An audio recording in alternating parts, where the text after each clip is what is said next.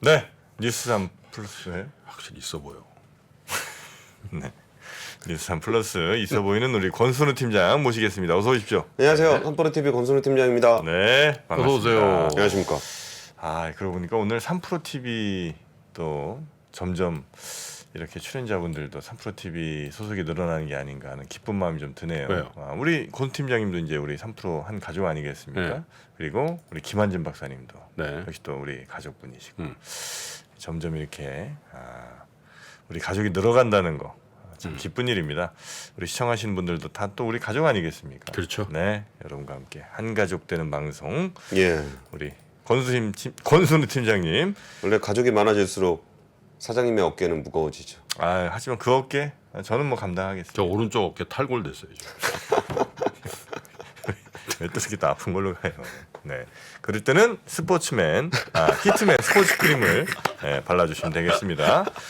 자, 우리 권 팀장. 아이고 정말 열심히 우리 대표님의 어깨를 덜어드려야 되는데. 자, 그러면 우리 네. 첫 번째 뉴스부터 가볼까요? 예, 어깨가 많이 무거운 지도자에 대한 이야기입니다. 네. 우리 영국 총리 얘기인데요.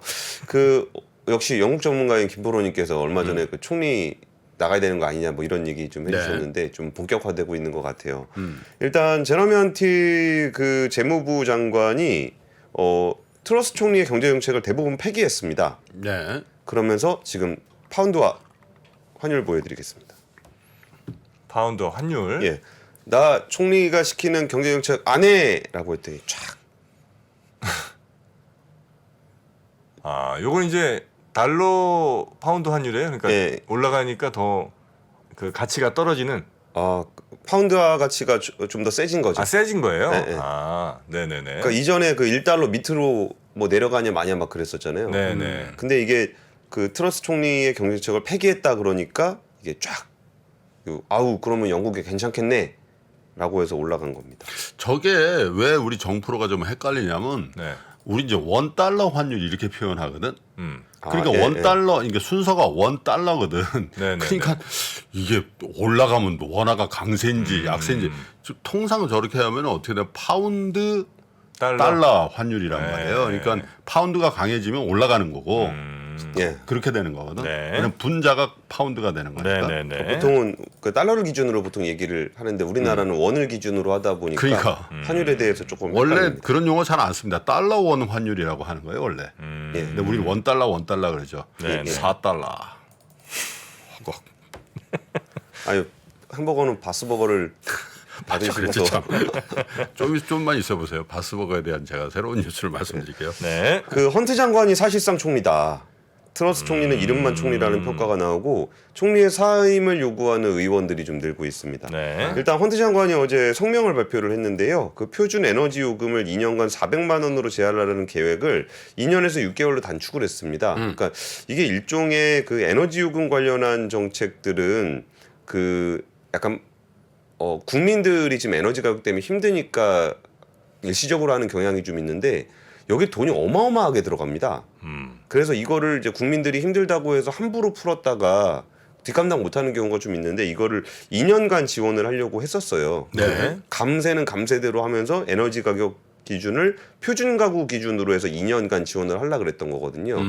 제가 이번 주에 그 압권 준비하면서 에너지 위기 대응하는 국가들 얘기하다가 뭐 케냐 같은 경우가 에너지 가격 지원하다가 완전히 국가 경제가 망가져가지고 고생을 좀 많이 하고 있는데 그러다 보니까 영국에서도 2년이 아니라 6개월만 하겠다. 그리고 4월부터는 취약계층만 지원하겠다라고 밝혔습니다. 이거는 사실 IMF나 이런 데가 권고하는 거랑 좀 비슷한 얘기인데요. 네. 지금 정부가 지원을 할 때 이게 국민들이 힘들다고 해서 그냥 가격을 다 지켜버리려고 지원을 하지 말고 오히려 터질 수 있는 금리 인상의 취약계층 정도만 지원을 해야 된다라는 게 일종의 컨센서스예요. 근데 정치권 입장에서는 국민들이 다 힘들어하니까 지지율 방어를 위해서 좀 그 지원 정책을 좀 광범위하게 쓰는 경향이 좀 있거든요. 그래서 그 부분에 대해서 헌트 장관이 철회를 한 거고요. 여기 배당세율 인하, 관광객 면세, 주세 동결 다 뒤집었습니다. 그러면서 취소된 감세안이 약 32조 원 정도 규모거든요. 네. 우리 돈으로. 예, 우리 돈으로. 그러니까 이전에 그 감세안 규모가 72조 원 정도 규모였으니까 한 절반 정도를 뒤집었다고 보시면 될 것 같아요. 그러면서 헌태 장관은 이제 정부는 경제 안정에 대한 책임이 있고 공공재정의 지속 가능성에 대한 확신을 줘야 된다. 감세로 나라가 빚을 지는 것은 적절하지 않다. 이게 누구에게 한 얘기인지가 굉장히 좀 뼈아프게 좀 다가오는데. 총리한테 한 얘기 아니에요? 그러니까 국민들에게 발표를 했는데 마음이 뜨끔할 사람은 총리겠죠. 그러면서 이게 원래 그 10월 말쯤에 중기 재정 전망과 함께 예산안을 발표하려고 했었어요. 근데 예산안을 먼저 발표를 했다라는 거는 뭔가 좀 금융시장 안정에다가 좀 방점을 뒀다라는 걸 좀 볼 수 있을 것 같고요. 그러니까 트러스 총리가 어제 트위터를 남겼습니다. 성장을 위한 새로운 경로를 찍기 위한 조치를 했다. 그러면서 총리실 대변인도 시장 안정을 위해 우리 총리님이 좀 어려운 결정을 내렸다. 네. 이거를 보통 유체이탈 화법이라 그러거든요. 약간 윗사람이 뭔가 사고가 났을 때 아이고 우리 애들이 참 잘못했습니다. 제가 따끔하게 혼내주겠습니다. 뭐 이런 식의 얘기예요. 네. 근데 사실 이거는 총리, 그러니까 이전에 그전 재무장관이 그걸 잘못해가지고 내가 바꿔가지고 지금 이 안을 어렵게 결정했습니다. 이런 식의 얘기를 하는 거잖아요. 그러다 보니까 이게 이제 우리나라에서도 뭐 기업이라든지 아니면 이런 공공조직에서도 흔하게 발생하는 일이잖아요. 뭔가 네네. 큰 사고가 발생하면은 거기 기관의 수장이 이게 우리 조직이 이게 정비를 똑바로 해야 되겠습니다. 그 저희 회의 때 주로 말씀하시는 그런 거 있잖아요. 뭐 그런 건데 네. 그러다 보니까 이제 그게 무슨 소리냐. 이 문제에 대한 책임은 총리한테 있는 거 아니냐. 라고 해서 보수당 의원 5명이 이미 공개적으로 사임 요구를 했고요. 데일리메일 같은 경우는 좀 100명 이상의 불신임 서한을 보낼 준비를 해서 이르면 이번 주 안에 불신임 논의가 이루어질 수 있다. 벌써요? 예. 된지 뭐 몇 주 안 된 것 같은데. 그러니까 논의의 역사상 시작이 최단 총리 되는 거 아니에요? 그러면? 그러니까 형식이 어떻게 되냐면은 네. 그 규정상 취임 내 1년 안에는 불신임 투표를 할 수 없다라고 돼 있어요. 근데 이거를 개정하자라는 논의로 시작되지 않겠느냐. 그럼 그거를 개정하자는 논의를 하는 것만으로도 현재 총리에 대한 불신임에 대한 의사를 분명하게 보이는 현행법으로는 거니까요. 1년은 본인이 사퇴하지 않는 이상 임기 보장해 준다는 얘기네. 예. 근데 지금 그거도 지금 불투명하게 됐고 아마 어쩌면 굉장히 짧은 기간 내에 아마 내려올 수도 있는 그런 예, 상황이 됐다 만약에 이거죠. 규정을 바꾸는 논의를 하게 되면은 그것만으로도 시간이 오래 걸릴 거예요. 그러니까 이제 규정이 바뀌어서 총리를 사임시키는 그런 것까지 가지는 않을 것 같은데 그 전에 움직임이 있으면 총리가 내려오겠죠, 설마. 예, 뭐. 예. 네. 그래갖고 총리가 지금 그 야당이 이제 긴급 질의를 신청을 했는데 바쁘시다고 안 나가시고 원내대표를 좀 대타로 내세워서 좀 입지가 많이 흔들린 모습을 보여주고 있습니다. 자, 하여튼 영국 트러스 총리. 그 저희 삼프로 TV에도 이제 한 번씩 나오신 유럽 영국 전문가 그 안병욱 교수님가 있잖아요. 네. 그분도 아마 올해 안에 내려올 가능성이 일단 절반 넘은 것 같다고 뭐 그런 또 어디 저 칼럼을 쓰신 것 같더라고요. 교수님이? 네. 한번 조만간 한번 또 모셔보도록 하겠습니다. 자, 그럼 두 번째 뉴스 갈까요? 그 카카오 얘기 오늘까지는 좀 해야 될 것 같아서 해야죠. 예. 기능이 대부분 복구가 된 것 같은데 일단 메일이 안 됩니다. 다음 메일. 매일. 예, 다음 메일이 안 그래요? 되고. 예. 안 써서 몰랐네요. 우리 한 메일의 추억이 좀 있는데. 진짜 제가 오래된 제일 먼저 쓴 메일이 아마 대부분 한 메일 아니실까 싶은데. 예, 그리고 톡채널하고 톡서랍이 좀 안 되고 있고요. 일단 어제 카카오계에서 주가가 엄청나게 많이 빠졌습니다. 잠깐 보시면은 그래도 조금은 회복되고 끝난 것 같은데. 뭐 카카오가 한 6% 가까이. 원래 뭐 8, 9% 빠졌었으니까. 예. 그리고 이제 뱅크가 5%, 페이가 4%, 게임즈가 그나마 좀 여기 영향을 좀 덜 받은 것 같아요. 네. 저 이제 그 라이언하트 상장 철회하면서 아마 그나마 피해가 좀 덜했는 모양이죠. 철회 안 한다며 근데. 철회 안 한대요? 내년에 한다며. 그러니까 뭐 말이 좀 이렇게 좀 오락가락하긴 해요. 철회를 한 이유가 주주가치 제고를 위해서냐, 아니면 지금 주가가 낮아서냐, 그러니까 주가를 제대로 평가받기가 어려워서냐, 그러니까 내년에 좀 더 비싸게 팔기 위해서 하려 그러는 거다. 그리고 아니면은 지금 소액 주주들을 좀 우려해서 하는 거다라는 의견이 좀 갈리고 있기는 해요. 근데 이거 다시 한번 말씀드리면은 라이온하트는 카카오 게임즈 계열사잖아요. 네. 그럼 그 주식이 그렇게 좋으면 그 모 회사가 사면 되잖아요. 근데 왜 자기가 안 살 주식을 잘 모르는 남에게 팔려고 하는지 뭐 오늘 이 얘기하려고 그런 게 아니니까. 뭐 나름의 또 사정이 뭐 있나 보죠. 예. 그리고 윤석열 대통령이 여기에 대해 카카오 사태에 대해서 얘기를 했는데 얘기를 예, 국가 기반 인프라와 같은 정도를 이루고 있을 때, 그러니까 독과점이 심한 플랫폼 기업의 그 영향력이 국가 기반 인프라 정도를 이루고 있을 때 국민을 위해서는 당연히 제도적으로 국가가 필요한 대응을 해야 된다라고 이야기를 했어요. 그러다 보니까 이제 대통령의 발언은 사실 정부 부처의 어떤 행동 지침이기도 하잖아요. 그렇죠. 그러다 보니까 이제 공정거래위원회가 이제 독과점 시장 개선을 위한 그 정책들을 좀 더 강화하지 않겠느냐라는 얘기가 좀 나왔는데 사실 통상 시장 점유율이 50%가 넘어가면 시장 지배적 사업자라고 얘기를 해요. 네. 근데 카카오톡은 뭐 다들 아시다시피 점유율이 거의 한 90%에 달하고 뭐 특수한 목적 뭐 자기가 보안에 관련된 업무나 보안에 관련된 얘기를 하시는 경우 이제 텔레그램을 좀 쓰시는 분들이 좀 계시는 정도라 카카오톡은 사실 시장 지배적 사업자라는 거는 두말할 나위가 없습니다. 네. 근데 여기서 우리가 지금 카카오 사태를 봤을 때 이게 백업 서버가 없고 이런 거가 이게 한 번에 이렇게 큰 문제가 될 수 있네? 라는 부분에 대해서는 좀 인식을 좀 하시잖아요. 그러면 뭘 개선해야 될까? 라는 부분에 대해서는 그러니까 카카오에 뭔가 조치가 필요한 거 아니냐까지는 다들 공감을 하시는 것 같은데 뭐를 규제해야 되지라고 생각하면은 의외로 이렇게 좀 잘 와닿지 않는 경우가 좀 많아요. 뭐 예를 들면은 뭐 공정거래위원회가 국민들 메신저 사용을 강요할 수는 없잖아요. 뭐 50% 이상은 카카오 쓰지 마세요. 다른 거 써라 뭐 이렇게 할 수는 없는 네. 거고. 그러면 그 전에 나왔던 제도 규제가 이제 철회된 걸 좀 강화하게 될 건데 예를 들어서 온라인 플랫폼법 같은 경우에 뭐 여기에 자사 우대 아니면 경쟁 플랫폼 이용 제한, 최저가 판매 등 최애 대우, 끼워 팔기 이런 부분들을 우리가 잘 인지하지 못하는 경우가 많잖아요. 그러니까 어떤 말씀을 드리고 싶은 거냐면은 이게 뭔가 카카오가 사고를 쳐가지고 네. 국민들한테 불편을 끼쳤을 때 여기가 정부가 규제를 강화하면은 국민들이 생각했던 거랑 좀 다른 결의 규제들이 좀 나와요. 네. 예, 이게 뭐 예를 들어서 뭐 가맹 택시 콜 몰아주기를 좀 금지 심사 진행 중인데 이걸 세게 조치를 한다거나 아니면 카카오 웹툰의 웹소설 출품작 저작권 논란이 있거든요. 웹소설 공모전을 했는데 여기 출품작에 대한 저작권 얘기가 있어요.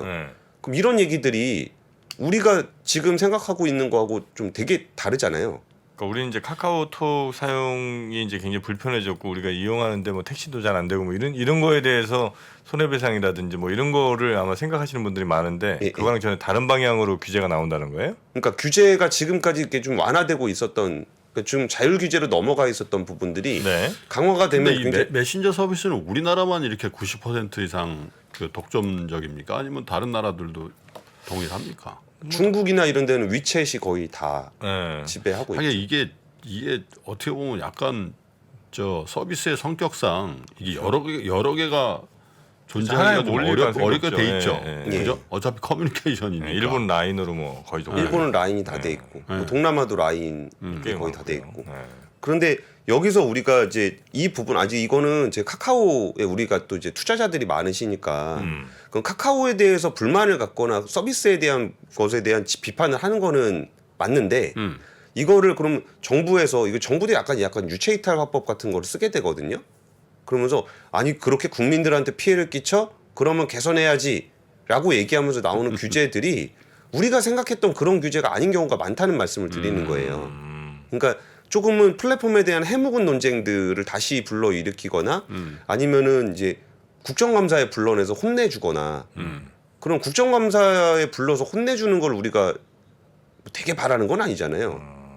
그렇다고 해서 카카오가 뭐 달라지는 것도 아니고 구조적으로 바뀌는 것도 아니고 예. 잠깐 기분 좋아지는 거 말고는 없다. 그러니까 약간 화풀이하는 예. 것들은 결국은 정부나 정치권의 권한을 강화하거나 일반 기업에 대해서 간섭을 강화할 수 있는 규제들이 만들어져요. 그러니까 이거는 일반적으로 국가적인 뭔가 큰 사고가 나면은 네. 뭐 다른 주체들이 거기에 대한 권한을 행사하려고 하고 간섭을 하려고 하고 이런 모습들이 나타나요. 아니 근데 이번에 그 뭐 저 윤 대통령도 얘기했듯이 이건 국가 기관 산업적인 측면이 있다. 이제 이렇게 얘기한 거는 이런 사고가 뭐 예를 들면 뭐 여러 가지가 있을 수 있죠. 화재, 뭐 지진, 뭐 폭우로 인한 뭐 잠김 뭐 이런 것 예. 등등이 있을 수 있으니까 그런 것이 일어날 때도 문제 없을 만큼 물리적으로 충분한 거리를 띄운 뭐 서버 센터 그러니까 데이터 센터 같은 거를 뭐 한반도 내에 뭐 두세 개를 설치를 하라든지 이런 걸 강제할 수 있는 거 아니에요? 그러니까 정 대표님 말씀하신 게 딱 맞는 얘기고 예. 이게 국민들이 생각하는 그런 얘기잖아요. 예. 그런데 여기서 이제 그럼 공정거래위원회가 여기서 그럼 독과점에 대한 규제 너무 심하니까 그런 거다라고 해서 이렇게 규제를 만들고 할 때는 네. 그거랑 좀 다른 결의 규제들이 나온다는 말씀을 막상 드리는 규제가 거예요. 나올 때는 예. 제가 지금 말씀드린 것 같으니까 국민들이 생각하는 상식 수준의 규제는 안 나온다는 거예요? 나오기 어렵다는 거예요? 논의가 다시 시작되면은 야 카카오 독점 너무 심한 거 아니야? 그러면서 뭐 카카오에 대해서 아까 말씀드렸잖아요. 온라인 플랫폼 이것도 이제 정부에서 논의가 되다가 좀 지체가 된 건데 네. 이런 것들이 다시 부활을 해요.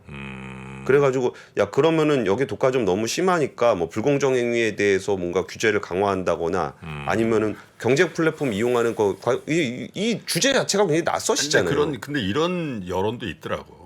그 카카오가 그렇게 10년 동안 독과점을 하면서 성장해서 네. 여러 가지 비즈니스를 그 이른바 얘기한 문어발식으로 막 확장했음에도 네네. 불구하고 카카오 본체에 대한 투자는 얼마만큼 했냐.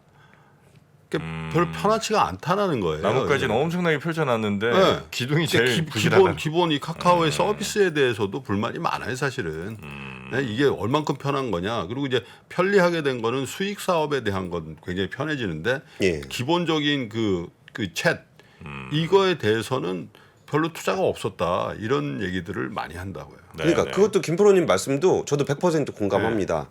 근데 정부가 규제를 할 때는 그런 걸 규제하는 게 아니라는 그건 말씀을 아니지. 드리는 거예요. 그러니까 지금 그러면 야 우리가 독과점에 대해서 규제가 좀 필요한 거 아니야라고 우리가 국민들이 생각을 할 때 지금 정치권이나 정부에서 얘기 나오는 부분들을 보면은 그거랑은 또 결이 다른 규제들이 나온다는 오케이. 말씀을 좀 네. 드리는 겁니다. 네. 그래서 이런 부분들은 우리가 잘 구분해서 볼 필요가 있다라는 네. 말씀을 좀 드리고 싶습니다. 업비트 손실 보전 해주기로 했는데요. 지난번에 말씀드렸던 것처럼 이렇게 로그인 안 된 사람은 3거래일간의 수수료를 환불해 주기로 했고요. 매도를 하려고 했던 자기의 어떤 의사를 다 보여주고 팔았다는 것을 증명하면은 그러면 거기에 대한 차익만큼을 보상해 준다고 합니다. 그렇게 하시는 분 거의 없겠죠. 그럼 어떻게 할 수 있나 그게? 그러니까 이거 전산 사고 날 때마다 이렇게 뒤늦게 발견하시는 분들이 많은데 진짜 매도를 하려고 하셨으면은 이게 매도를 실제로 하시고 손실을 봐야 보상을 받을 수 있습니다. 네. 매도를 하려 그랬는데라고 해서 아쉬워하시면 보상을 못 받습니다. 로그인이 안 되는. 자 알겠습니다. 세 번째 뉴스요. 코픽스 이게 우리가 국채금리, CPI 뭐 되게 다양한 지표들에 대한 얘기를 하는데 사실 우리 국민 삶에 가장 많은 영향을 미치는 지표는 코픽스입니다. 네. 코픽스는 이제 은행의 자금 조달 비용 지수인데요. 그러면 은행이 돈 구해올 때 나왔던 금리가 있고 거기에 더해서 이제 우리가 금리가 정해지잖아요. 그럼 신규 취급액 기준 코픽스 금리를 제가 엑셀로 그려왔는데요. 이거 숫자로 가지고 오면은 또 정 대표님이 지적하실 것 같아서 그래프로 아유 그려갖고 왔습니다. 좋습니다. 가파르게 오르고 있는 모습을 한눈에 알 수 있죠. 네, 혼낼 필요가 있습니다. 아, 알겠습니다. 약간 둘 사이에 약간 이상한 기류가 좀 형성돼요. 빈틈이 보여. 그렇지 않아요. 네, 2012년 이후의 최고 수준이고요. 이게 그 기준금리가 올라가면 예금금리가 바로 반영이 되고 금융채로 이제 자금을 조달해서도 하잖아요. 근데 금융채 같은 경우는 앞으로 금지용금리가 더 오를 거를 생각해서 시장금리도 반영을 하게 됩니다. 네. 그래서 이게 이제 주담대 금리는 이게 어제 발표됐거든요. 코픽스가. 주담대 금리는 오늘부터 오른다고 보시면 돼요. 그러면은 이게 왜 그렇게 성급하게 빠르게 그냥 그렇게 하냐? 그러면 만약에 내일 한다 그러면 오늘 대출 받으실 분들이 있기 때문에 발표하자마자 바로 적용이 네. 됩니다. 그렇게 되면은 국민은행 주담대 금리는 최고 한 6.05% 정도 됐는데 6.49%로 올라갑니다. 그러면은 시중은행의 주담대 금리는 대략 6% 중반까지 오른다고 보시면 될 것 같습니다. 그건 이제 상단쯤이겠죠, 그거는. 네, 상단이요. 좀 비싸게 네. 저 받는 분들이. 예, 예. 알겠습니다. 코픽스 금리 인상까지 얘기 들었고요. 그다음에 우리 미스터 마켓으로 멋있게 한번 또 가봐야죠. 최근에 이제 매크로 경제 환경에서 가장 많이 나오는 얘기가 이제 인플레이션이죠. 이 매크로 경제라는 게 우리 일상생활에서나 아니면 투자에서나 굉장히 큰 영향을 주는 게 맞는 것 같습니다. 매크로 경제에서 가장 중요한 게 금리, 환율, 물가 이런 거거든요. 금리가 높을 때 유리한 기업이 있고 금리가 낮을 때 유리한 기업이 있을 겁니다. 환율이 높을 때 유리한 기업이 있고 환율이 낮을 때 불리한 기업이 있을 겁니다. 유불리를 논하면서 같이 그 기업에 대한 분석을 하거나 투자를 하는 게 조금 더 도움이 되지 않을까요? 상반기 최고의 베스트셀러 인플레이션에서 살아남기. 지금 서점에서 확인하세요.